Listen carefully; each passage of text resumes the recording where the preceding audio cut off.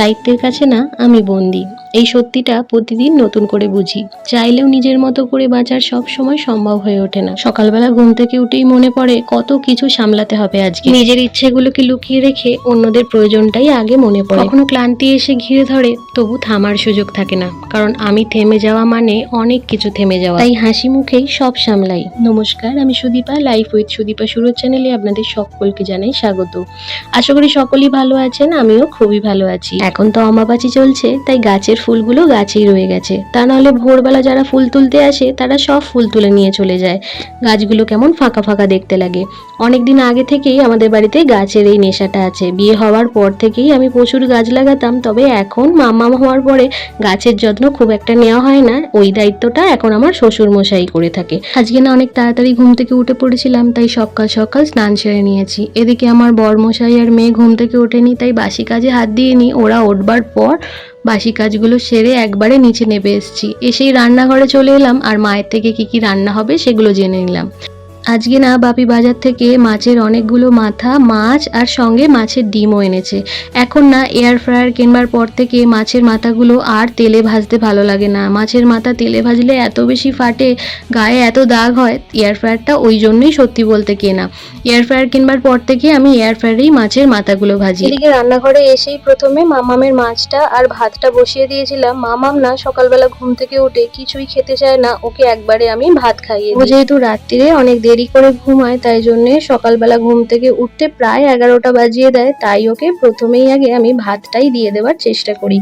এদিকে আজকে দুপুরে সবার খাওয়ার জন্য উচ্ছে ভাজা, আর অন্যদিকে বসিয়েছি ঢ্যাঁড়সের ঝাল। এই ঢ্যাঁড়সের ঝালটা না দুপুরবেলা ভাত আর রাত্রিবেলা রুটি দুটো দিয়েই খুব সুন্দর খেতে লাগে। কড়াতে অল্প গোটা জিরে আর শুকনো লঙ্কা ফোড়ন দিয়ে একটুখানি ভেজে নিয়ে তার মধ্যে পেঁয়াজ দিয়ে কিছুক্ষণ ভেজে আগে থেকে ভেজে রাখা ঢ্যাঁড়সটা মিশিয়ে দিয়ে কিছুক্ষণ জল দিয়ে নুন, হলুদ, লঙ্কা গুঁড়ো দিয়ে ফুটিয়ে একটু মাখো মাখো করে নিলেই এই তরকারিটা দারুণ খেতে হয়। আগে না ঢ্যাঁড়স আমার নুন দিয়ে সেদ্ধ খেতেই বেশি ভালো লাগতো, তবে যবে থেকে এই রান্নাটা আমার শাশুড়ি মামাকে শিখিয়েছে তবে থেকে এই ঝালের ঢ্যাঁড়সটাই খেতে আমার বেশি ভালো লাগে।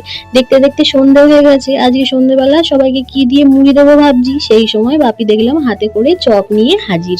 চপটা ঢাকা দিয়ে রেখে দিলাম আমার কাজগুলো সেরে নিয়ে, তারপরে সবাইকে মুড়ির জোগাড় করে দেবো।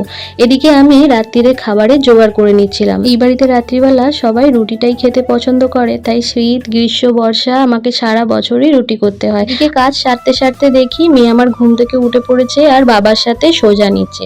আমি যখনই ওর পাশ থেকে উঠে পড়ি সেও ঘুম থেকে উঠে পড়ে। রান্নাঘরে এসে যেই দেখলো যে আমি আটা মাখছি রুটি করবো বলে, অমনি ওকে আমার সাথেই বসতে হলো। ছোটরা তো বড়দের সাথে বড়দের কাজ করতেই বেশি ভালোবাসে, তাই না? আমার মেয়েও ব্যতিক্রম নয়, সে এসে আমার সাথে বসে পড়লো। আর মামামকে না প্রত্যেকদিন সন্ধ্যেবেলা টিফিনে একটা করে ডিম দেওয়ার চেষ্টা করি, আর এখন প্রেসার কুকারে সেই ডিমটা আর কিছু ছোলাও সেদ্ধ করে নিয়েছি। আর যেহেতু সন্ধ্যেবেলা বাপি চপ আনবে জানতাম না, তাই জন্য একবারে প্রেসার কুকারে ছোলাও দিয়ে দিয়েছিলাম, যাতে সন্ধ্যেবেলা কিছু না কিছু একটা বানিয়ে দিয়ে দিতে পারি, কিংবা মুড়ির সাথেও দিতে পারি। এদিকে আমি সন্ধ্যেবেলা সব কাজ মিটিয়ে একবারে ওপরে চলে এসেছি। আর এখন মাম্মামও অনেকক্ষণ ঠাম্মা দাদুর কাছে ছিল, আর থাকতে চাইছে না, ও আমাদের সাথে ওপরে এসছে। সারাদিনের এই একটা টাইমে আমরা দুজন একসাথে বসে গল্প করতে করতে আড্ডা মারি, আর সারা দিনের কি করেছি না করেছি সেগুলোও দুজনে আলোচনা করি। আমার শ্বশুর মশাই বাজার করতে এতই ভালোবাসেন যে মাঝে মধ্যে এত বেশি বাজার নিয়ে আসে, নিচের ফ্রিজেতে ধরাতে পারি না, তখন মাঝে মধ্যে ওপরে নিয়ে আসতে হয়। এখন আমি মামামের রাত্রিরের খাবারটা রেডি করে নিচ্ছি। ওকে রাত্রিবেলা আমি সিদ্ধ ভাতই দিই, তার সাথে দু একটা সবজিও দিয়ে দিই। ম্যাক্সিমাম দিন ওকে রাঙালু দিয়েই ভাত দিই। রাঙালুটা খেতেও ভালোবাসে, তাই রাত্রিরের ভাতেতে একটু রাঙালু ফেলে দিলে ও প্রায় পুরো ভাতটাই খেয়ে নেয়। আজকে না সারাদিন ধরে জামা কাপড় গুছানোর একদম সময় পাইনি। কিছু না কিছু কাজ নিয়ে ঠিক ব্যস্ত হয়ে যাচ্ছি, আর সকাল থেকে অনেকগুলো জামা কাপড় হয়ে গেছে। আর এখন যদি সেগুলো গুছিয়ে না নিই, জামা কাপড়গুলো এদিক ওদিক সব এলোমেলো হয়ে পড়ে থাকবে। আমার না চারদিক এলোমেলো দেখতে একদম ভালো লাগে না, তাই সারাদিন এদিক ওদিক গুছাতে থাকি। কিন্তু ছোট বাচ্চা নিয়ে কতটা পসিবল হয় জানি না, তবে চেষ্টা করি আমি আমার মতো করে। সন্ধ্যের পর থেকে টুকটাক কাজ করতে করতে কখন যে প্রায় 9:30 বেজে গেছে বুঝতে পারিনি। এখন জামা কাপড়গুলো আলমারিতে ঢুকিয়ে মামামকে ভাত খাইয়ে নেবো। ও যেহেতু 7টার সময় আজকে সন্ধ্যেবেলার খাবারটা খেয়েছে, তাই জন্য রাত্রিরের খাবারটা এখনো খাওয়াইনি। এখন ওকে নিচে গিয়ে রাত্রিরের খাবারটা খাইয়ে নেবো আর সবাইকে খেতে দিয়ে দেবো। এই তো আজকের ভিডিও এইটুকুনি। যদি ভালো লাগে প্লিজ লাইক, শেয়ার, সাবস্ক্রাইব করবেন, আর দেখা হবে নেক্সট ভিডিওতে।